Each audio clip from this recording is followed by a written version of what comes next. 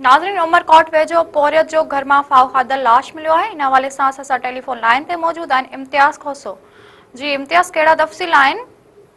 हाँ जी बिल्कुल, ये अफ़सोसनाक ख़बर ॿुधाईंदो हलां त उमरकोट वेझो ॻोठ रोलवा जे कोली पाड़े में पोरियत जे घर जी कमरे जी छत मां मुबैना तौर टंगियल लाश हथ वटायो वारसनि पारां क़त्ल जो शक ज़ाहिर कयो। पुलिस पारां वाक़े जी जांच शुरू कई। ॻोठ रोलवा जे कोली पाड़े में 30 साला नौजवान ॿिनि ॿारनि जे पीउ पोरियत लाखो पुट आलू कोली जे घर जे कमरे में मुबैना तौर टंगियल लाश हथ आयो है। इतला ते पुलिस सरज़मीन ते पहुची वई।